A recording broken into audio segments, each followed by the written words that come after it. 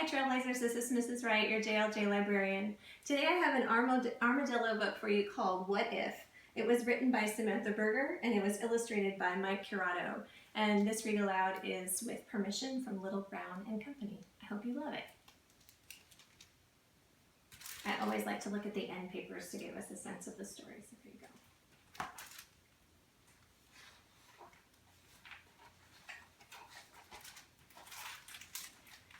With a pencil and paper, I write and draw art to create many stories that come from my heart. You notice there are a lot of different pieces of paper there. She has a lot of ideas. But what if that pencil one day disappeared?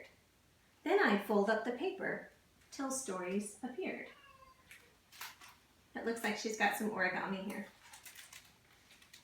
And what if that paper was no longer there?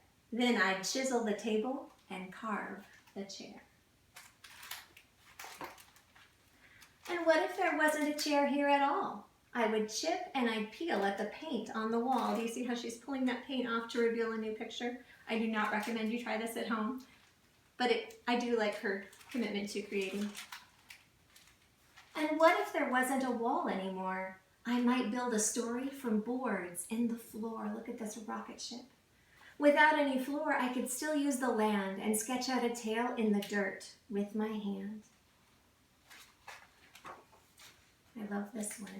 She says, I could still shape the leaves. Look at that illustration. I could still sculpt the snow. I could still plant the flowers and make kingdoms grow. I would love to be able to create an elaborate sandcastle, and this is the most amazing costume, which is also creating an art, and I know some of you do that too. Without any land, I would still use the light and invent shadow stories the sun would ignite. I'm noticing a pattern in the words here you have probably noticed already. Do you notice where we hear light and ignite? Yes, that's a rhyming word. Just got a pattern in the narration. If there was no light, I would still use my voice to sing out my stories, to chant and rejoice. I would still have my body to twist and to bend, to dance out my stories, beginning to end. You are going to love this so much. I love this so much. If I had nothing, but still had my mind, look at this. There would always be stories to seek and to find. Look at all that color and all that imagination. That is amazing.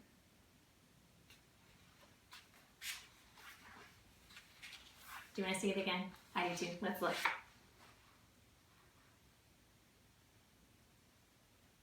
I see little bits of all that type of creation in there. It's kind of inspiring me to want to make something.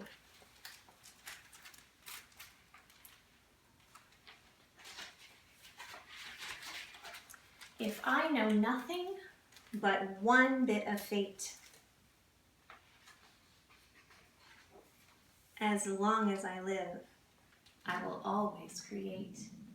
And when I look around in her room, I can see lots of tools and things that might inspire her to create. I can see a terrarium, lots of books and Legos. She's got some music here and shoes to go out walking in the world and doing a little observing.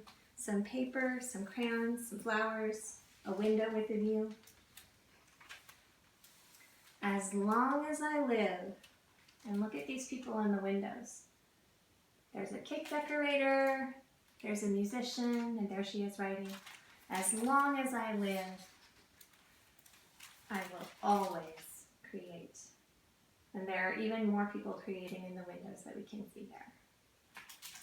I love that idea that everybody is making and building and inventing.